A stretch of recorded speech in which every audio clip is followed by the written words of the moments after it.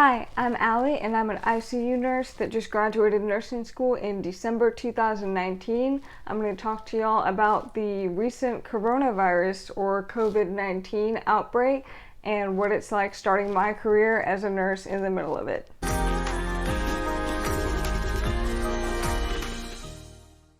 So as a nurse, I have to balance the same thing as everyone else, deciding not to panic and deciding how to still be cautious. It's definitely a scale.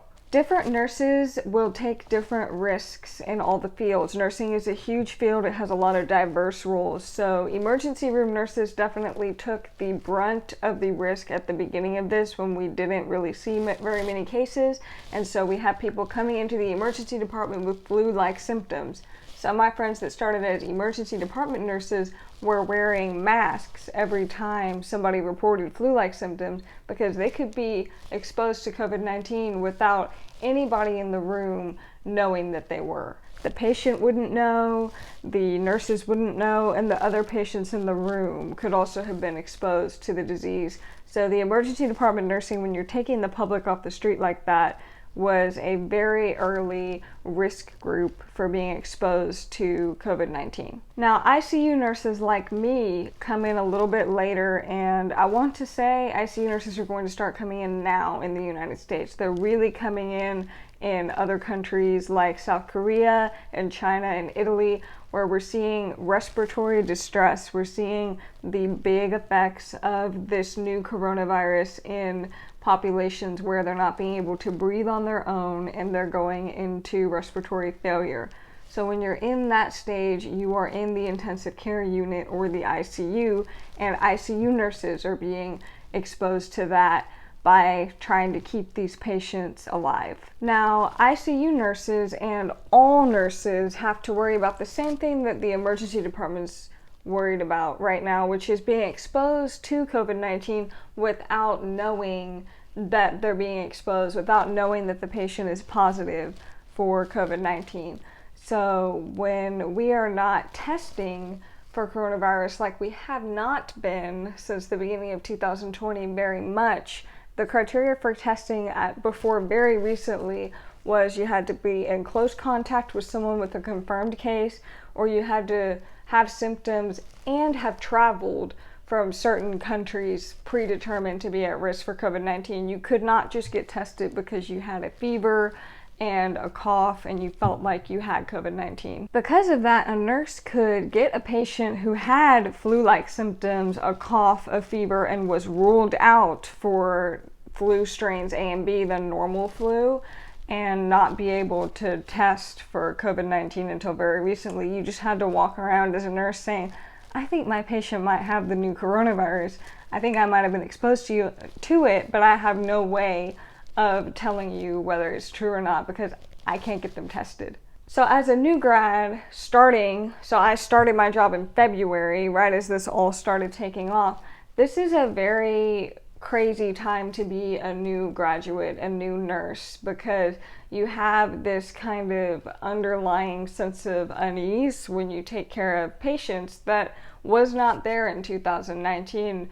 And in January and February, nurses would be taking care of patients wondering if that patient might have the new coronavirus and not being able to test for it. Essentially, as I start my career as a nurse in 2020, which the World Health Organization has identified as the year of the nurse, I'm starting my nursing career in the middle of a pandemic. It has been recognized as a pandemic as of March 2020. So what makes ICU nursing different in the COVID-19 pandemic that we're seeing right now? To address this question, I'll be quoting an article written on March 12th, 2020 by Dr. Aaron Carroll, who is a professor at Indiana University School of Medicine and a pediatrician. Among other credentials, he is the director of the Center for Health Policy and Professionalism Research. He does write for the New York Times. This article is a New York Times article, and I did my research, know my doctors, this guy knows what he's talking about. So we're in a pandemic right now. Let's say that it gets worse because one person gets infected, they infect a number of other people who infect a number of other people, and it spreads like this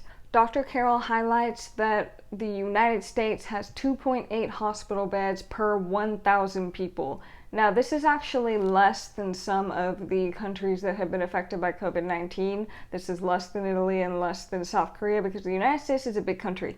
People are getting very sick from COVID-19. Now, the numbers right now are a little fluid, but it really seems like about 80% of people that get COVID-19 right now are not getting very sick, and then 20% are starting to develop these respiratory side effects, and then a certain percentage that I don't want to throw a number out there right now are going into essentially respiratory failure. So they're having trouble breathing, they can't breathe on their own, and they need the help of a ventilator to breathe for them. The United States has about 45,000 ICU beds for 330 million people. There's 330 million people in the United States, 45,000 ICU beds. We also have about 160,000 ventilators, and ventilators are very hard to move around and get to the people that may be sick. So that number is not necessarily something that I would say is a good thing or a bad thing. It's just ventilators are hard to move around. It's hard to get those 160,000 wherever an outbreak may be. Ventilators are huge, they're hard to work, and that's why respiratory therapists are my best friend as an ICU nurse. So Dr. Carroll speculates that if we reach a moderate outbreak, then that's 200,000 people that will need 45,000 ICU beds. Now, I'm really bad at math, but it does not add up if all 200,000 people need 45,000 beds at once. So that leads us to our problem. The problem here is that COVID-19 is spreading too fast globally. If we don't slow it down, then we cannot cram 200,000 people into 45,000 ICU beds. We need to slow it down and slow the spread of the disease so we don't get to the point where our healthcare system is overwhelmed. If we don't slow it down, then we'll run out of those ICU beds, we'll run out of those ventilators, you won't have the ICU nurses and the respiratory therapists to run all that equipment and save your life. We will run out of those ICU nurses and respiratory therapists to take care of you and physicians who specialize in infectious disease. And as we're seeing in these countries like Italy, for example, we have all hands on deck there. Doctors that were never dreaming of treating infectious disease, their whole name of the game is the new coronavirus. Everybody is treating it right now because we do not have enough medical personnel. So this is where we get to the nursing part, and this is where we get to the personal side of it. I work in a city right now that has seen a significant number of cases. I personally think there are more cases than have been confirmed, and that number will grow very soon across the country. I think there are way more cases than we have been testing for because, like I said earlier, we could not test people unless they had traveled from a country that had the outbreak going already, or unless they had had confirmed contact with somebody that had been diagnosed with COVID-19. You could not just get tested because you had symptoms of COVID-19. They were turning those people away before now. At the time of this filming, President Trump has declared a national emergency. A couple of days ago, the CDC and World Health Organization categorized this as a true pandemic. I think because of those two things, we're going to start getting a proper response to this pandemic within the United States. We're going to be getting more testing. I need to see a lot more testing personally. As a nurse and what I have seen, we need to be testing everybody that has symptoms. There's no reason why we shouldn't be testing these people. We need a better idea of how far this has been spreading already. I have been watching events get canceled. I've been watching just these big swaths of money going down the drain. South by Southwest in Austin, where I went to college, pretty much every concert you can think of is being canceled. Every singer is canceling pretty much March through April to try to stop this spread. Okay, here's the deal. If this COVID-19 pandemic is properly dealt with and everybody complies with the cancellations, this will seem like a huge overreaction. All these cancellations will seem wildly out of proportion. That's what I want. I want people to think that we overreacted. The goal of public health is to make people think nothing happened. The intended results of the effort of public health outreach is invisible. We want people to think there was never a problem to start with, because that means we prevented everything. It's like when the superheroes stop the villain before the townspeople even realized that something was wrong. I love public health nurses. I hope I get to be one someday. The amount of stuff they do behind the scenes to keep us safe is incredible, whether it's rabies or contagious diseases, or I can't even think of how much I had to take in the last time I followed a public health nurse for nursing clinical. The results are supposed to be invisible. You're not supposed to really know that public health nurses exist. So 45,000 ICU beds just waiting to be filled by potentially 200,000 very sick people. What can you do to not make sure this number happens all at once? What can you do to slow the spread of this disease? Here's what I think you can do. 1, don't touch your face. 2, wash your hands for 20 seconds and look up your favorite song. The chorus of a song is about 20 seconds. Don't touch your face. Avoid large gatherings of public people if you don't have to be there. Don't touch your face. You're touching your face. Stop touching your face. I will tell you, I am horrible about not touching my face. I have gotten very good at washing my hands, but I'm horrible at not touching my face. While we're on the topic of washing hands, if I do nothing else with this video, I would like to convince some people to move from the hand sanitizer camp into the soap camp, because that's what I'm going to do with my nursing degree today. So hand sanitizer, we love it. It's in hospitals. I use it 800,000 times a day, and the goal is for it to kill germs, right? That's great. That's cool. It doesn't kill all germs. Everybody knows that, 99.99%. I'm not a microbiologist, but it doesn't kill all germs. If you dipped your hands in dirt and then used hand sanitizer, then I guess you killed some germs, but you got that film on your hands and your hands are still dirty.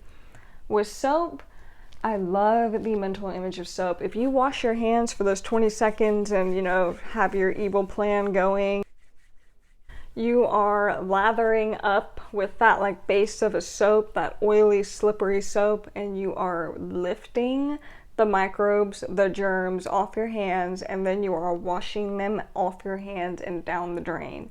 You're literally washing all these germs down the drain, leaving your hands totally clean. So go buy that soap. Don't go on eBay trying to find hand sanitizer. Hand sanitizer is good, but if you are in a position where you can wash your hands, you got running water, wash your hands. You will literally get rid of COVID-19 and send it down the drain. Now, if I had a different degree, I could sit here and tell you what we're thinking on how hardy the virus is, how long it can sit in the air versus on metal versus on the skin versus on the wall. I am not a microbiologist. I'm not an epidemiologist. I can't tell you these things, and everything I see is a little bit different.